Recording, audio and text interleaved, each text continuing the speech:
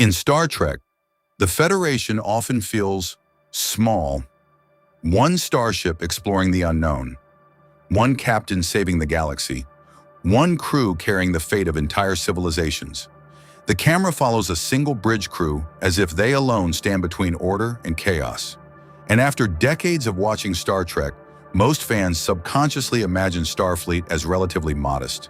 A few heroic ships, a handful of famous captains, and small fleets occasionally gathering during emergencies. But what if that entire perception is wrong? What if the Federation is not a small exploratory alliance, but one of the largest interstellar powers ever imagined in science fiction? Because hidden beneath decades of lore is a terrifying possibility. The Federation fleet may not consist of hundreds of ships, but tens of thousands, maybe far more. A civilization spread across hundreds of worlds, spanning enormous regions of space, fighting wars on multiple fronts, surviving against powers like the Borg, Dominion, Romulans, and Klingons, could never survive with only a few hero ships. Tonight, we're uncovering the true size of the Federation fleet, how many ships Starfleet probably operates, how massive its industrial power really is, how the Dominion War exposed the real scale of Starfleet, and why the peaceful Federation might secretly be one of the most overwhelming military powers in science fiction history.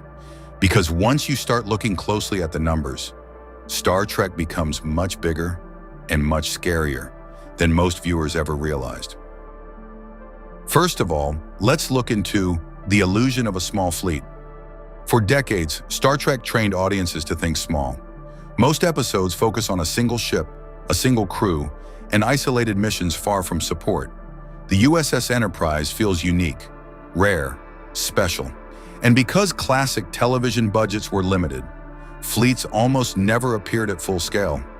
Battles usually showed a few ships, recycled visual effects, small formations. Even major military engagements often looked restrained compared to other sci-fi franchises. In Star Wars, gigantic fleets dominate the screen constantly. Entire wars feel industrial, galactic, overwhelming. But in Star Trek, one starship often feels like the representative of an entire civilization. That visual language shaped audience perception for generations. Fans subconsciously began imagining Starfleet as relatively modest, a few legendary ships, a handful of famous captains, and small fleets gathering only during emergencies. The Enterprise became the center of the universe. The camera followed one bridge crew so closely that the rest of Starfleet almost disappeared into the background. But the deeper lore paints a completely different picture. Because the Federation is not a single planet. It is not even a small alliance. It is an interstellar civilization spread across enormous regions of the galaxy. And once you truly examine that scale, the entire perception of Starfleet begins to change. How big is the Federation really? Because distance is the Federation's greatest enemy. Lore across multiple Star Trek series suggests over 150 member worlds, thousands of colonies and installations, enormous economic infrastructure, and territory spanning thousands of light years. And once a civilization expands across interstellar distances, logistics becomes a nightmare. Even with warp travel, communication and response times still matter. A distress signal from a remote colony might take days for nearby ships to respond. A border incursion could erupt sectors away from the nearest fleet. Piracy, anomalies, plagues, spatial disasters, and hostile powers constantly threaten Federation space. And unlike most fictional empires, the Federation isn't only maintaining a military, it must simultaneously support science, diplomacy, trade, exploration, colonization, humanitarian aid, search and rescue operations, and planetary defense. That changes the math completely. Imagine trying to manage thousands of trade routes, deep space outposts, colonies spread across sectors, scientific expeditions, strategic borders, and civilian transportation networks. With only a few hundred ships, it would collapse almost immediately. Modern Earth already requires tens of thousands of cargo vessels, thousands of aircraft, global naval fleets, satellites, and enormous logistics systems, just to support one planet. Now multiply that across hundreds of worlds. Suddenly, Starfleet stops looking like a small exploratory navy. It starts looking more like a civilization-wide transportation and defense ecosystem, and ecosystems operating on that scale require staggering numbers of vessels, not just warships, but science cruisers, medical ships, engineering craft, rapid response vessels, freighters, colony transports, patrol fleets, deep space explorers, and support ships operating constantly across Federation territory. Because once you truly analyze the Federation's responsibilities, one conclusion becomes unavoidable.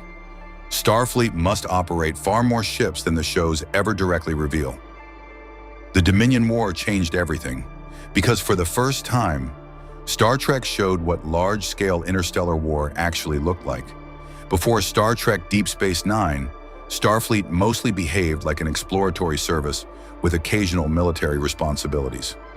But the Dominion War shattered that illusion. Suddenly, fleets numbered in the hundreds, casualty lists exploded, star systems fell, and entire sectors became battlefronts. Operation Return alone involved more than 600 Alliance ships, and that single detail changes everything about Starfleet's scale. Because no civilization deploys its entire fleet to one operation, especially not during a galaxy-spanning war. Which means, while those 600 ships fought, border defenses still existed, colonies still needed protection, exploration missions continued, trade routes remained active, reserve fleets waited elsewhere, and countless other ships operated beyond the battlefield. And then there are the losses. The Dominion War destroyed enormous numbers of vessels, yet Starfleet continued fighting year after year. That means shipyards across Federation space were producing replacements constantly.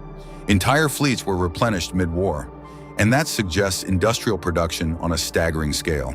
Because replacing hundreds of advanced warp-capable starships is not a small undertaking. Each Federation vessel contains antimatter reactors, warp cores, shield systems, quantum computing, industrial replicators, advanced weapons, life support ecosystems, and highly sophisticated materials. These are not disposable fighters. Even a single Galaxy-class starship represents extraordinary technological investment, and yet the Federation lost ships continuously while still maintaining large-scale operations, which implies something terrifying. Starfleet's industrial capacity may have been far larger than viewers ever imagined. Before the Borg, Starfleet behaved like explorers. After the Borg, they started preparing for extinction. The Borg Collective exposed a horrifying weakness. The Federation was not ready for total war. At the Battle of Wolf 359, around 39 Starfleet ships were destroyed almost instantly.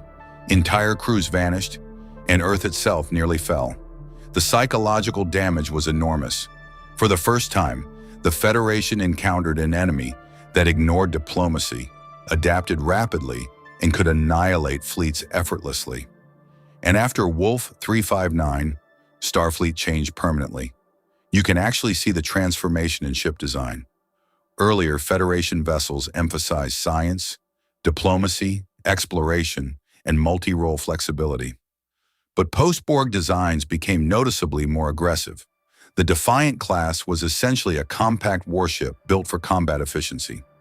The Sovereign-class Enterprise became faster, more heavily armed, tactically optimized, and visibly militarized. Akira-class ships emphasized torpedo warfare and fleet combat. Steamrunner-class vessels reflected wartime tactical doctrines. Starfleet was evolving from explorers into a civilization capable of surviving extinction-level threats. And the Borg forced another terrifying realization. The Federation needed redundancy, because if one fleet could be wiped out instantly, then survival required massive reserves, multiple fleets, sector commands, distributed shipyards, rapid response forces, in other words, scale, huge scale. Let's now talk about the Federation shipyards. Most viewers underestimate something critical. Starfleet is supported by galaxy-scale industry. The Federation possesses enormous shipbuilding centers like Utopia Planitia, Antares Fleet Yards, San Francisco Fleet Yards. These facilities are not merely docks. They are industrial megastructures. entire orbital complexes dedicated to constructing starships, repairing fleets, manufacturing warp systems, producing components, and coordinating logistics across Federation space. And because the Federation is effectively post-scarcity, its production capability becomes terrifying. Replicator technology alone changes everything.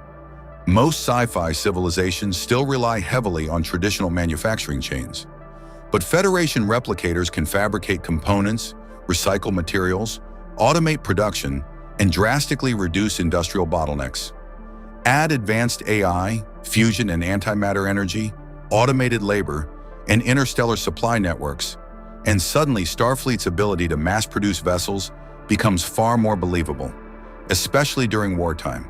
The Dominion War likely triggered the greatest military-industrial mobilization in Federation history. Shipyards probably operated continuously. New classes entered service rapidly. Older vessels were modernized and redeployed. Reserve fleets were activated. Civilian infrastructure may even have been converted for military production. And the scale of this mobilization hints at something even larger.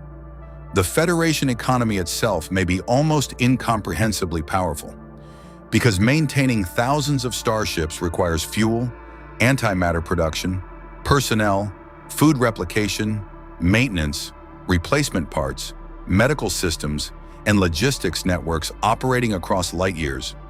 This is not a small alliance. It is a civilization-wide machine. So how many ships exist? This is where estimation begins, because Star Trek never gives a definitive number for total Starfleet strength, but using fleet appearances, territorial scale, military doctrine, wartime deployments, industrial capability, and logistical requirements, we can construct realistic estimates. Most lore analysts place Starfleet somewhere between 10,000 to 30,000 frontline vessels. And honestly, that may be conservative, because those estimates usually focus on major Starfleet ships. But once you include transports, logistics craft, civilian auxiliaries, science fleets, medical ships, reserve formations, training vessels, local defense forces, planetary patrol groups, colonial fleets, engineering craft, and non-combat infrastructure, the number grows dramatically. Possibly 50,000 ships, 100,000 ships, or even more operating across Federation-controlled space. And remember, the Federation is not a centralized dictatorship.